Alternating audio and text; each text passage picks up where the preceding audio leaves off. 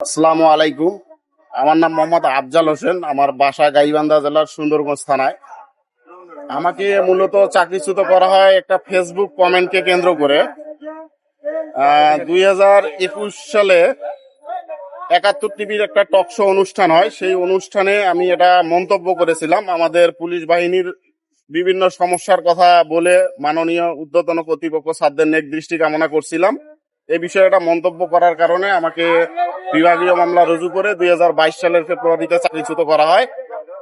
আসলে আমরা সবাই রাজনৈতিক প্রতিহিংসার শিকার, মেজরিটি পার্সেন্ট রাজনৈতিক প্রতিহিংসার শিকার, এটা আমি ব্যক্তিগতভাবে মনে করি। কেননা আমি 2018 সালের নির্বাচনে কুড়িগ্রাম জেলায় তখন কর্মরত ছিলাম। অবৈধ আদেশ পালন না করায় আমাকে 4-5 মাসের মধ্যে ঢাকায় পোস্টিং করানো হয়। পোস্টিং করানোর পর এই ফেসবুক কমেন্টকে কেন্দ্র করে আমাকে চাকরিচ্যুত করা হয়। আসলে আমাদের যে বিভাগীয় মামলাতে ত্রুটি বিচ্ছেদ আছে, এটা পুলিশ হেডকোয়ার্টার ওনারাই বলেছে, প্লাস আমাদের স্বরাষ্ট্র মন্ত্রণালয় থেকে একটা প্রজ্ঞাপন জারি করেছিল, তার বাস্তবায়ন এখনো হয়নি। আমি মাননীয় প্রধানমন্ত্রীর কাছে দাবি জানাচ্ছি যে আমাদের স্বরাষ্ট্র মন্ত্রণালয়ের প্রজ্ঞাপনটা বাস্তবায়ন করা হোক। প্রয়োজনে আমাদের বিভাগীয় মামলাগুলো পুনরায় তদন্ত করে দেখা হোক। এখানে আমরা অনেক যারাই আছি, আমি বলবো এটা রাজনৈতিক প্রতিহিংসার শিকার। সবাই বলবো না, মেজরিটি পার্সেন্ট আর কি রাজনৈতিক প্রতিহিংসার শিকার। এটা আমি বলছিলেন যে 2018 সালের নির্বাচনের অবৈধ আদেশ, সেই অবৈধ আদেশটা কি ছিল? অবৈধ আদেশ তো সবারই জানার কথা, যেভাবে কারচুপি নির্বাচনে হয়েছে এটা সবারই জানার কথা। ভোট মারার কথা বলছিল, আমার সাথে ছিল এক সার্জন স্যার, উনি আমাকে নির্দেশনা দিছিল। আমি বলছি স্যার আমি এটা করতে পারবো না, আমি বাইরের দায়িত্ব পালন করব। এটাকে কেন্দ্র করে আমাকে ডিএমপিতে পোস্টিং করানো হয়। মানে পুলিশ ভোট দিত? পুলিশ ভোট দিত বলতে ওই ফুল মারতো?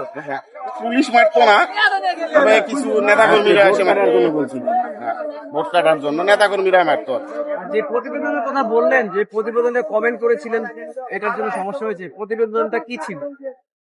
এটা ছুটি নাই, আমাদের মিরপুরে একজন পুলিশ সুইসাইড করে, এটাকে কেন্দ্র করে 71 টিভির টক শো অনুষ্ঠান নির্বাচিত হয়। সেখানে আমাদের সাবেক আইজিপি ছিল মোখলেসুর রহমান পান্ডা স্যার, উনি সেই টক শোতে উপস্থিত ছিলেন। আমি টক শো হওয়ার একদিন কি দুদিন পর আমি কমেন্টটা করেছিলাম যে কি কারণে পুলিশ সুইসাইড করে, আমাদের ভিতরে যে সমস্যা, ছোটখাটো যে সমস্যার কথাগুলো আছিল এগুলা বলছিলাম, যে স্যার আমাদের এই বিষয়গুলোর দিকে একটু নেক নজর কামনা করে।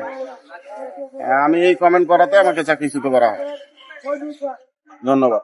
আর কোনো পারিবারিক হ্যারাসমেন্ট করা হয়েছিল চাকরি ছাড়ার আগে বা পরে? না না না, এটা করানো হয় নাই, তবে আমাকে অস্ত্রাগারে নেয়ার জন্য এটা প্রেশার ক্রিয়েট করছিল। আমি বুঝতে পেরে যে আমাকে নজরদারিতে রাখা হয়েছে, পরে আমি অস্ত্রাগারে ঢুকতে সম্মতি দেইনি। পরে এই ফেসবুকে কেন্দ্র করে চাকরিচ্যুত করা হয়।